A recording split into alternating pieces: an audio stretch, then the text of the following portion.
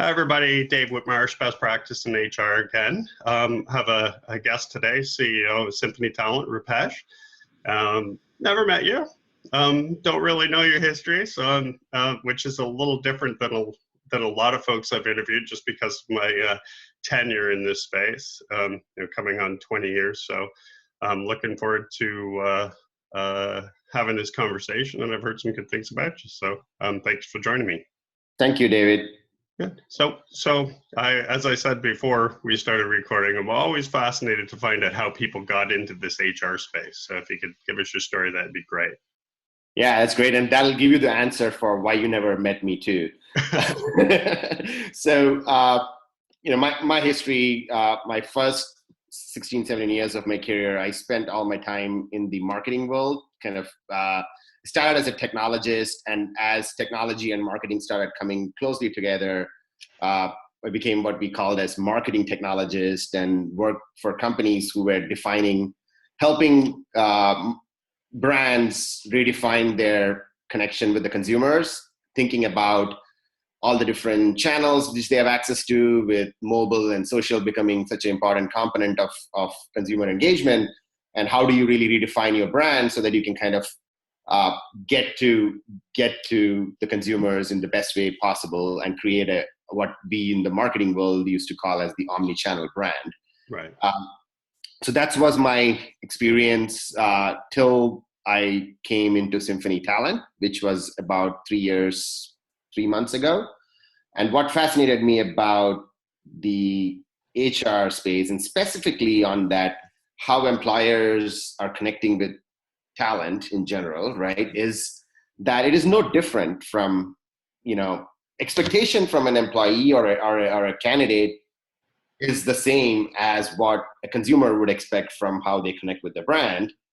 And when I got, called for this opportunity, what excited me was like a lot of the lessons we had learned, kind of helping brands redefine themselves, right, could be applied one-to-one, right, into the world of engagement and connection between brands and talent, right? So that's what first excited me about the space. Frankly, I didn't know that such a big space existed, and I didn't know that there's so much behind the scene which happens in attracting and engaging talent, and then eventually making them engage employees in the long run. But once I started researching the space, it was fascinating. It was just, the way I explained to my friends and my grandmom and my dad actually was that, hey, I used to help companies sell shoes and detergents and all that stuff in the past. Now I'm going to help people actually get real jobs and help brands sell jobs to the right people, which is much more impactful than frankly selling shoes and detergents. So that's what got me excited about the space, and it has been an amazing journey since then. Yeah, well, I should get you to talk to my mom because she's never been able to figure out what I do. So with that background, as far as brands, Symphony Talent is, I would say, you're a newer company with old bones, right? So why don't you give us a little bit of history about Symphony Talent then? Yeah, and it really connects to your first question, because when I came in, and the vision which the board provided to me as to what they were looking to do with an investment like Symphony Talent, and that's what excited me, because they were really trying to redefine it and not just go status quo.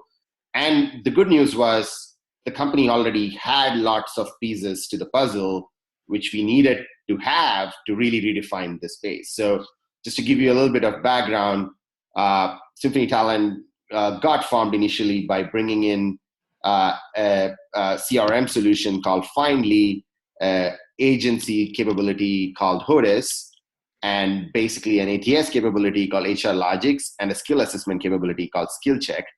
And these are the pieces we had, which we basically, when I looked at it as a marketer, what I saw was basically we had the entire marketing funnel, all the way from the first touch when a candidate touches the brand to the point of really that buying decision when you go through the ATS and go through the transaction part of it.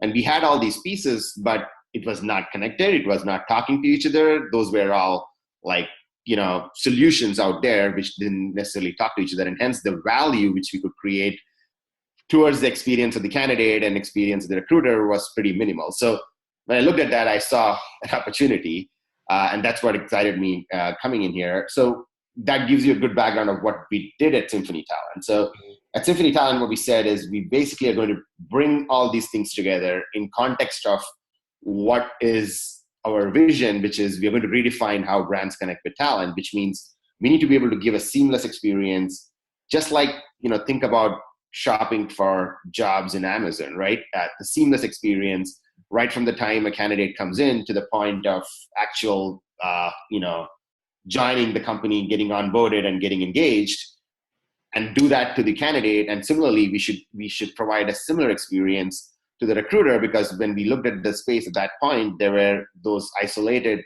solutions where you had a content management system, you had a CRM, you had an ATS, and the recruiter had to jump between all three to make something happen. And it was not as meaningful. And obviously there was a lot of innovation happening in the space of data, in the space of machine learning and things like that. And with the amount of data we had, we thought we could bring that into the mix as we think about kind of redefining the space. So what we did in the last 3 years is first we invested in bringing the data together across all these solutions. So everything's completely integrated, single source now? Yeah, single source of truth. And the way we integrated it is also that we can actually bring in data from other ATSs if it makes sense, other CRMs. And basically we have a single source of data, which we call as Omni data. The concept of doesn't matter where the candidate, and even now we have the employee part, and I'll talk to you in a minute about that. But initially the focus was, doesn't matter where the candidate interacts with the brand, whether it is through a first touch social network or through basically an event or through a candidate website search, are actually coming into the CRM and getting engaged through an email or a text or whatever, right, are actually going through the complete transaction of an ATS. The source of data should be one, right? And that will help us create that personalized, streamlined experience for the candidate and bring that to life, right? So the second thing we invested in is kind of building that single personalized experience for the candidate. So if you go to many of our experiences, you'll see that it is kind of that checkout experience for candidates, right? So, and then we invested in kind of the backend side of it. When I say backend, kind of the recruiter side of it, where we said there should be one interface where the recruiter can actually source and interact and do things with the data. It doesn't matter where the ATS, whatever the ATS is, they have the ability to kind of bring that data into one place and have that meaningful conversation with the candidate and market to the candidate, right? Without necessarily being a marketer. So what we tried to build into the solution was, with the concept of recruiters are not used to being the marketers. So we need to build a system which basically kind of is simple, where the personas, as we call it, are automatically detected, and we can start having those conversations through an automated process while the recruiter focuses on what is the most important thing, which is spending time talking to the candidates who are most valuable. So we brought in some of the concept of machine learning and what a lot of people call as AI and stuff like that into both the recruiter experience and the candidate experience, so that candidates see the best job and the best content which is most relevant to them, and similarly the recruiter sees the best candidates who are ready for that job. So that way we're kind of solving the lemons problem in this space, because candidate and recruiter sees exactly the same thing, which then helps basically conversion and better candidate experience. So that's what it did in the last 3 years, and then as we were going through this process, we migrated a lot of the existing customers and into this setup. And then we also invested in acquiring new customers who kind of believed in this vision of, a unified candidate experience and a recruiter experience. So that's been our focus. And I think we are well on that track to basically achieve our vision of redefining how brands connect with talent. Wonderful. The only other piece, go ahead. No, go ahead. So the only other piece which we added, because we felt like we were missing that piece of the puzzle, is the post-transaction conversations, right? So what happens after a person comes into the organization? How do we use the power of the employee to basically amplify the brand, and then use those employees to become source of further candidates and further marketing, like kind of converting that funnel to a cycle. And we didn't have a lot of capabilities in that. So we ended up acquiring Q Social, which was a social recruiting and employee advocacy platform about 2 years ago, and integrated that into our cloud platform, which then gave us the cycle and not just the funnel, right? And we are investing more and more in kind of getting into some of the angles like onboarding and engagement and things like that, so that it's not just the top of the funnel, but it's also what is happening while the employee is having the experience in the organization. Right. So when you look at your product roadmap, then it's more about obviously dealing with the transactions of recruiting, right? But you're taking this step beyond to include, things like the candidate experience, onboarding. What else would be in that mix for you? And I think the big piece, which is a big focus for us, is marketing automation, whether it is internal marketing to candidates who are already there, basically the people who are already there as employees, because if you're not marketing to them, someone else is, right? So kind of whether it's the internal marketing or the external marketing, which is basically, and automating that. So that's a big part of our roadmap, because that is something which is missing. When you say that, right, as example of that marketing automation is a candidate comes into a website, and we already know that this person is, in healthcare, in IT, and basically has some experience in these areas. Why talk to, and they go to the website of a hospital system, why talk to them about nursing jobs and nursing content and all that stuff? Let's become really, really specific to what conversations we are having with them. And website is just an example. The same thing happens when an email goes to them, when a recruiter talks to them, and things like that. But then also enabling automation, because now that we know that these are the personas which exist, what we're really doing, and we've already achieved that, is basically kind of, we are adding more and more focus in that area, is like, let's engage them automatically. Let's not wait for a recruiter to reach out to 100 people. We know that these are good fit personas. Let's have a conversation with them automatically, whether it's through emails, text, chat, whatever medium, and we call this as the omni-channel drip campaigns, which basically kind of, eventually they reach to a point where the recruiter knows, oh, these guys are ready to have the conversation. Right. Let me talk to them. We're not envisioning that world where the recruiters will go away, and that's not the reality. That human conversation is very, very important, and it comes to that point at some point in the equation. But what we are envisioning is the recruiters are spending time more and more doing that, rather than kind of fishing in areas where they don't know whether they'll get anything or not, right? So just a series of filters that bring quality candidates forward, right? Right. And engaging the candidates in that process, right? Because the big missing piece in the puzzle, because there are candidates who are interested, they apply, and they don't get engaged. And then we are looking at places where there are not enough people, right? And so on and so forth, kind of getting all that together now that we have the data to ensure that people you already know and already you're talking to, let's ensure you get the maximum bang for the buck from there. And then also figure out ways to how we can get more people into the funnel. Very cool. So for next couple of questions, let's just pretend I'm an actual HR practitioner, right? So how do I know that, in my role, what are some of the warning signs that, my recruiting process needs to be amplified, addressed, or technology change? What are some of the things that you hear from people as far as their pain points? Yeah, it's a great question, David. And there are two angles. One is the signals you might get from your process itself. The other is the signals you might get from your business itself. So let's talk about the business part in a minute. Let's start with the business part. Most businesses are going through transformation today, right? So whether it's a healthcare business which is going through digital transformation, whether it's retailers trying to basically, figure out how to compete with the Amazons of the world, and whether it's the hospitality business where they're trying to figure out how to compete with Expedia. Most businesses are going through transformation. And I think as an HR practitioner, especially, in this time of change, we need to take, and this is based on my 3 years in the space. And, what I've seen is that the HR practitioner needs to take a seat at the table of whatever transformation your company is going through, because that makes HR relevant. Because the truth is, eventually for the transformation, you need the right people and you need to do the change management and all those pieces, which HR is the biggest part of. And what I've seen in the organizations is HR is more of an afterthought when it comes to a lot of those things. And that is because as business owners, we don't think about HR, although that's the biggest thing which we need to do the transformation.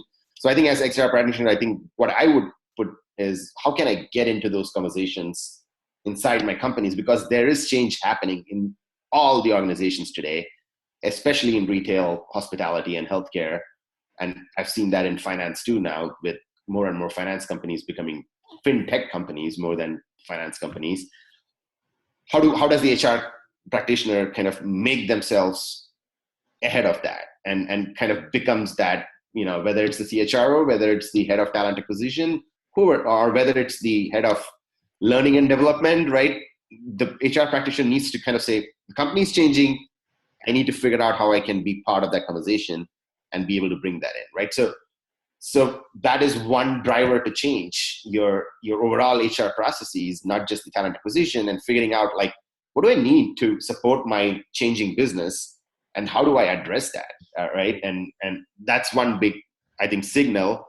If you're not seeing the signal, I think we're kidding ourselves, right? Because there is that is happening. It is the truth. And you need to go find those signals if you're not seeing that. Right. And the second angle is around just the process itself. If our recruiters, I'm kind of focusing on talent acquisition because that is the area which basically I spend most of my time in. If your recruiters are spending time too much on the processes and not having conversations, because in some way what we did when we got the pen and paper application into our ATS is we took a process which was in the paper and put it into a digital process or a ATS process, which is a bunch of form fillings at the end of the day.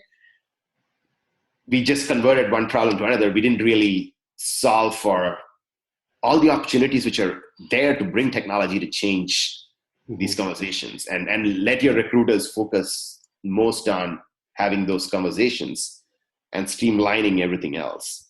If you're not there, then it's a big signal, because everyone else is slowly getting there, right? And I know there's different pace of change in different types of companies, but at the end of the day, the external factors drive those changes, and there is demand for that change because the audience is asking for that change, the employee is asking for that change, the candidate is asking for that change, the recruiter is asking for that change. And if we don't see that, then we need to fix that, right? And get in front. So in my mind, those are two signals. And obviously ROI wise, there's a lot of ways to kind of define the ROI for that, right? At the end of the day, again, it's associating yourselves to the ROI of the business you're serving and saying, all right, my ROI in this, if I'm a retail focused talent acquisition person, my ROI is I need to ensure the stores are staffed at the right time at the right place. And I need to ensure all the IT people I need for digital transformation are getting staffed. And there's a huge ROI you can easily define if you look at numbers and things like that to say, if I don't do this, this is the loss I'm having. And it kind of directly relates to revenue. It directly relates to top line. And you're not necessarily a cost function anymore. You're actually a revenue impacting function. Right. And how do you define that, define the ROI? I think every HR practitioner should be thinking about that today because of the amount of change which is happening. Whether it's because of technology or whether it's because just the way people are interacting with each other and with things are dynamically changing, and it will continue to change. It's not going to stop. Right. So when you come across, interesting that you talk about ROI, when you come across opportunities, do you find that a lot of times that you help organizations determine things like a business case and ROI and Yeah, so that's the niche we have found, right? We kind of, the way, again, I explained to my friends on the other side is we kind of found a McKinsey and a Accenture and a Adobe and a SAP together in Symphony Talent, so that because in the talent acquisition space or the HR space, there's no time to get all these people together and talk to each other. So we have to do everything for our clients. So when we think about, and that's what we brought from some of our agency-ish experience, because that's what we had to do. We had to kind of work with the clients to kind of define the case and help them present it to the business. So the first thing we always ask for is, what are your goals? What is your ROI?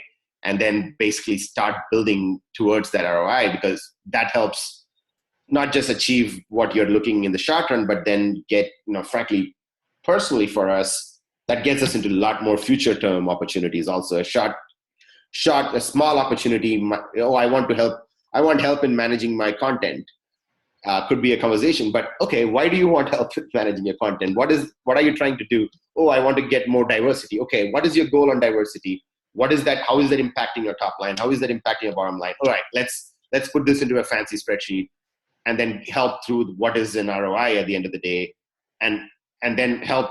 And what we also do is we continuously kind of figure out, and we should, the value for each of these, and don't wait for like 10, 20, 12 months to start measuring that ROI, because gone are those days where businesses can wait for 12 months to kind of get some ROI. So figure out what those low-hanging wins are, and then plan for that longer-term wins, and ensure that we are presenting regularly to our clients and helping our clients present to their clients inside the organization, so that they see the value of the work our clients are doing, and indirectly which we are doing, right? So it sounds to me like you're very hands-on then. It's not you're, I don't want to throw anybody under the bus here, but you're not interested in just selling licenses. Oh, no. I mean, because I think that gives us short-term success.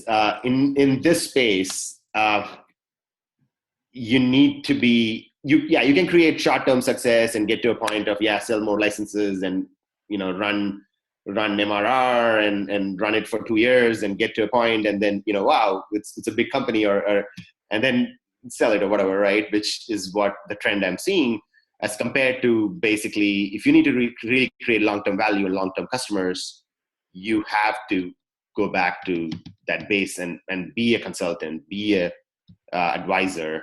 We're not good at everything, so we kind of try to figure out partners in the organization also, because we're very good at kind of the experience side of consulting, kind of thinking about ROI, which we can get from what the candidate experience can be and what the recruiter experience can be. But we know that we are only a piece of the puzzle, and hence it's also important to figure out who are all we partnering with inside those organizations to help bring that ROI further to life, right? And that is long-term value creation. And if we create long-term value for our clients, we'll create long-term value for ourselves. And long-term value for clients equals, repetitive contracts and all those sorts of good things that help build a real business, right? Exactly. Instead of just a flash in the pan. So good job. Yeah. Good job. And what would, most technologies have a certain niche or certain, ideal prospect or ideal customer that they like to work with. What size of organizations or industries, that do you sort of specialize in or feel that you do a really good job on? Yeah, I mean, ideally anywhere where candidate and recruiter experience matters at scale is a good fit for us. But then there are different industries who are more focused on that because they're seeing that demand. Retail is obviously always top of that curve, just because they know their consumers are pretty much demanding the same, and their consumers are also their candidates in many cases. And there's a lot more on the retail side. So we are really good at retailers who have more than 10,000, 5,000 to 10,000 employees is basically more than that. We don't play really well with smaller plays because our focus is on automation, marketing, kind of the mass. We don't do a really good job when it comes to, I need to hire this one IT person or two this. We're not a great fit for that because we are focused consciously on that marketing aspect that, right? So whether it's, and the other big area where we're really good fit in healthcare, and actually healthcare forms almost 30% of our business right now, is again because they're going through transformation. They are basically, there's a huge demand for, both, all sorts of talent there, right? Whether it comes to basically the typical nurses and physicians, and especially on specialized jobs and how to find those people. And then also on the IT side, they are trying to find people who can help them implement Epic and help them through digital transformations and stuff like that. So they're trying to figure out different types of talent, and we are very ideal for those type of organizations, because that's exactly what we're trying to do. How to figure out different conversations and personalization for the different types of audience you're trying to basically fit into. So healthcare being the biggest of our focus, retail, and then recently finances. We're seeing similar basically kind of attention to experience in the finance area also, and we're seeing some good wins there. But overall, in summary, 5,000 and above is like our threshold. And we have some good clients in the 5,000, below 5,000 area also, and there's a very specific reason, because they have a high churn organization, and then they need to kind of hire, although there are 5,000 people, they need to hire another 500 people every year, which then is a very good fit for us, as compared to someone who's hiring 50 to 100 people is not necessarily the best fit. Very cool. Well, your associate Colleen was right. I would enjoy speaking with you. So is there anything that you want to add into this before we close her up? No, this is great. And thank you for the conversation. I get excited about the opportunities which all of us have in this space, right? Just because there's so much to be done, and there's so many innovations which we can bring in. So yeah, today we are talking about certain aspects of how to bring certain technologies. Tomorrow we'll be talking about something else. But at the end of the day, it's kind of keeping in mind that core is about keeping the employee and the candidate in mind and the recruiter in mind, and kind of building everything around it. That's been our focus, and we really enjoy doing that. And we feel like it's a much needed aspect in the world right now, especially with unemployment rates so low, and but helping people find the right jobs and helping companies staff the right people is a pretty important aspect. And we're really excited that we can add we can be a huge component to that. Excellent. And I should know this, but the website is www.symphonytalent.com. Excellent. Perfect. Okay. Yep. If they have any questions, folks, I invite you to reach out to them and let them answer them for you. Yep. Thank you, David. Thank you. Thank you for the opportunity. It's great speaking with you. Have a great day. Yep. Take care.